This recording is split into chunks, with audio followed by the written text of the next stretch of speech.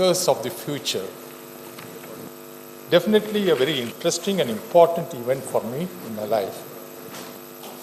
And as I walked in, I heard Bupathy speak. We have worked together in many forums, and one of the very fond things which he used to say, when he starts a meeting in the afternoon session, I will consider three things difficult in my life. One, to jump over a leaning wall which is leaning towards me, to shake hands with a person who's withdrawing from me, and third, to speak in an afternoon session. And more particularly, after Mr. Sudhakar Rao gave us such a beautiful presentation on brand building, and Bupathy did his job earlier in an effective manner. I take the words of Mr. Sudhakar Rao. He said, passive reputation. Passive reputation. What is passive reputation? And I would, whatever you had in the past, and that is not going to bring you to the forefront, that is not what you are doing today is very important. That is very significant. I used to coin it in a different way. Don't live in the past, but learn from the past. There are people who keep on saying, I did this, I did this, I did this. You learn from the past, but don't live in the past, is my saying. And Bupathy did make a statement. 1 crore students are going to turn out. See, important role you people are playing. And I would like to share some important points to you, which may, I would say, unsettle the feeling which is prevailing right now, but it is good to take those things and correct ourselves wherever required. The first thing I would like to say, without anybody objecting to my statement, all of us would have echoed the same feeling that technology is cutting into employment to a certain extent. The routine nature of jobs which we do on a repeated nature, that type of job is going to get reduced. And I would like you to draw the news item in Business Standard yesterday. A big bank like Axis Bank, it is there in the newspaper, therefore I am giving the names. It says that 3,400 people have been reduced between last year and this year. HDFC, little more than 3,400. So if that is going to be the case, and universities are going to turn out graduates and postgraduates, and if the number of people going to be employed in the corporate sector and other sector is going to get reduced, how are you going to make them relevant? And that is the first point which I am going to take.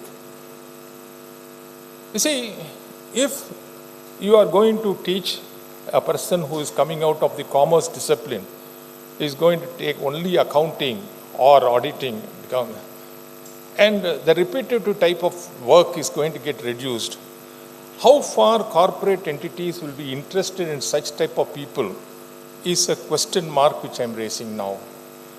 Therefore, all the education institutions forming part of a university, should they not think that the course curriculum which they are trying to define, they already said you must consult the people and get it. Yes. If don't restrict yourself to commerce, a bit of HR, a bit of what I would say office management, and if you are going to pack all these things in the commerce discipline and make them an all-round, and also train the students to tell the persons when they appear for an interview. Very often we find people who conduct the interview ask questions and the persons appearing for interview only answering questions. You could always tell the person who is appearing for interview to tell. You could also take an opportunity and tell the person who is interviewing you, please give me 5 minutes, I would like to say something about myself and what my interests are, what are my other capabilities are, I would like to help the organization. if you tell that I am able to do customer relationship management, I am able to do HR management, I am able to interact with the vendors and get it there, then you will be a much sought out of person rather than you having any focused knowledge in one particular discipline. So the point number one, which I am trying to emphasize here, is the course curriculum for any discipline should be more broad-based, using technology, whatever is the latest tools. Today we got office management tools, we have got audit tools, we have got, for everything there's a tool. And it reduces our work. Later on I will tell you how we do it in accounting also. This is the first point I would like to say. The second area, which possibly you may have to really look up, is the emerging field of startups. It's a green field, of course it is there for some time now. But what I find in startups, there are startups, initially one technocrat, a couple of people come together, a new product, they work hard to invent that product, and in almost all the startups which I have seen and interacted, there is always a commerce person also. It's required to guide them on all the compliance issues and the law-related matters so that they don't falter and get into more serious problems. So when you are doing that way, when you are having a startup and getting involved, just imagine the psychology of a person who is inventing a product. I'm not saying all of them are doing it, but at least a good number of people are doing it. Once the product is well recognized by the market, these people would like to hive off their interest and leverage on the surplus and try to exit from the undertaking, give it to an investor. Now it so happens that in case you are going to buy out, what type of safeguards you have to take? It is better you call some external faculty and address the students. What are the precautions you have to take when you get involved in a startup? How you should exit? What type of, you must hear it from the horse's mouth, the persons who are really involved in startup. And an incidental point which I wanted to share with all of you there is that when you call an external faculty, invariably you will find only the students sitting there, but the resource persons of that college institution are either not there, or if they are there, their focused attention is not there. They are asked to do multifarious things, therefore they are not able to focus on what the points the resource person is sharing. Why I am saying this is, the resource person who comes from an external resource will not be available always. And he is a busy person, therefore it is expensive also. The knowledge and the input which he is giving should be captured by the resource persons, should be documented properly, and should be used for future references also. And that's what Mr. Sudhakar Rao also mentioned, in the sense you all should speak in one voice, in the sense your involvement to get to know things and use it. This is the second point. The first point is the curriculum should be more broad-based. The second point is the startups, when you are getting involved, get the expertise from an external faculty, let the internal resource persons be part of that program, get to know more about it and use it. The third point I would like to say, I'm sure there are many people from education institutions here. Please tell me, if I put this question to you, even in an afternoon session like this, how many of you who are given the job of teaching, you are asked to do some additional administrative work? Every institution will be asked to do so much of administration work. You ask a resource person in any university abroad, he will be only teaching, he will not do any other administrative work. He will not do any other administrative work. And even the teaching hours which we will do per week is limited. and the remaining part of his time in the office should be utilized for reading and improving his content.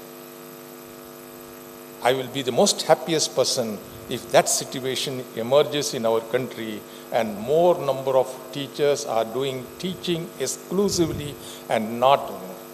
It is reflected in my own case.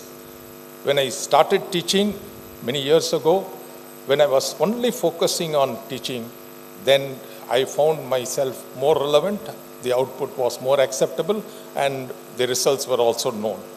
But now, when we are doing so many other things, the focus is not there, and therefore the result is not coming out to the extent we desire it to be. So, the third point which I am trying to emphasize and trying to drive home to all of you is that you do teaching exclusively, and for you will all like to do that. Only the people who manage the institutions have to come around and take the. Since it is for the institutions as well as the teachers, I am sharing this point with you so that you could take it to your organizations, and it is possible now because of the automation and artificial intelligence. The administrative job could be relatively simplified using the automation process. So a good part of your spare time which is available to you, you can use it for reading. Even there should be a process of evaluation. I would like to put teaching into 4 parts. And there is an automation tool right now. I saw it on this internet that all the students in a particular classroom, there are 40 people in a classroom, all of them are of not the same caliber. Their absorption power may be different, their understanding power may be different, their reading capacity may be different. Therefore, there's a tool which helps you to analyze the ability of each student, and you have to structure your learning, your teaching methodology to meet the requirements of each student in the group. A tool helps you to do that. So what happens is, when you are teaching a group of 40 students, you could use that tool, find out what are the weaknesses of a particular student, and address those things and see that they become more evolved, better performing students. This is what I'm trying to say. I always used to put teaching into 4 categories. One is reading, second is comprehension, third is retention, and fourth is expression. Some people are able to read fast, but they read it and afterwards the absorption is not there. Absorption, they'll forget it immediately, retention is not there. So identify each segment of a student and try to address those problems. You get trained to address those problems.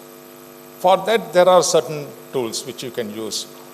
So if you are able to address these things, this will be a good aspect which you have to note. Mr. Sudhakar Rao had 10 points. I am only 50% of him. I have covered 3 points. So I have left with 2 more points. Being a chartered accountant, I would not like to stay away from 2 areas which are close to my heart. One is accounting. And let me tell you, a balance sheet was given of a listed, famous, top company in India.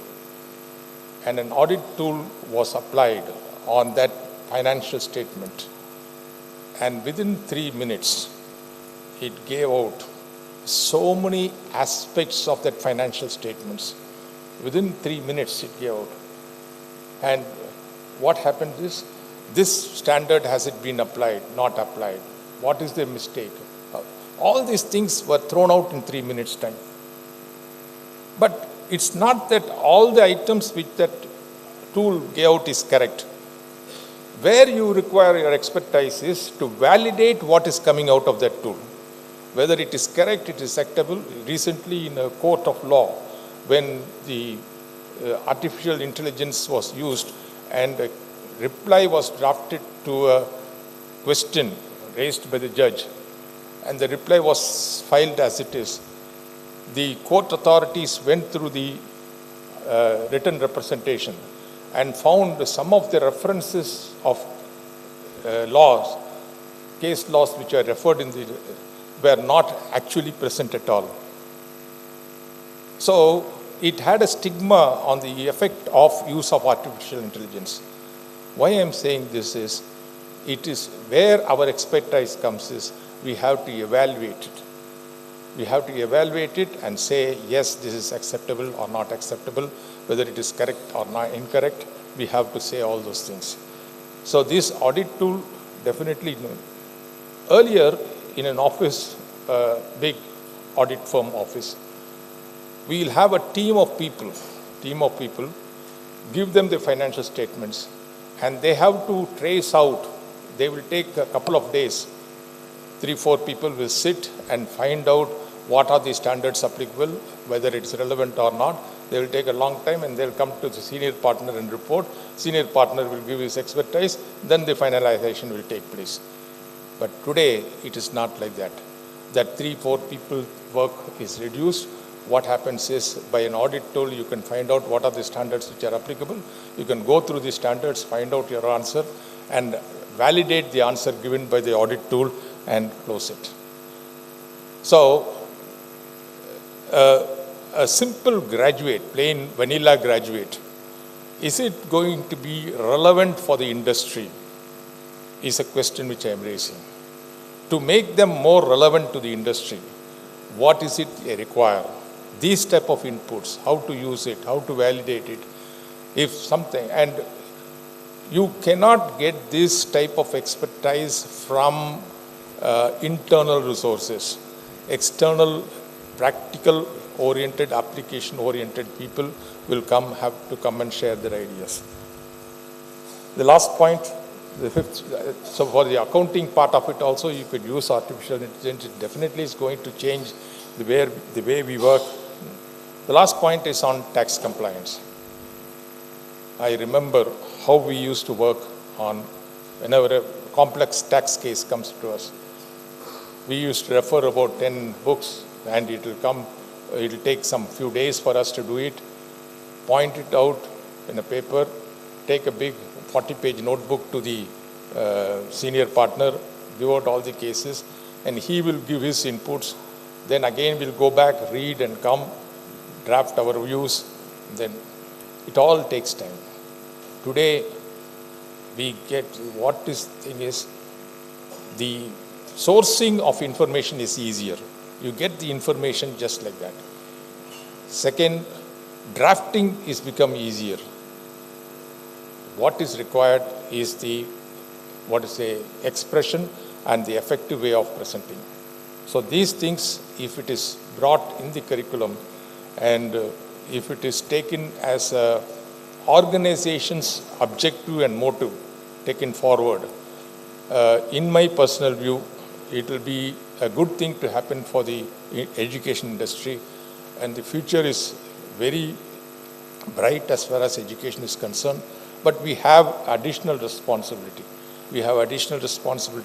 The discipline should come from within. We should not do because we are asked to do. We should not work because we are observed. We should do it. It is said, judge a person when he is not watched. So if he is doing well when he is not watched, he is an exemplary person.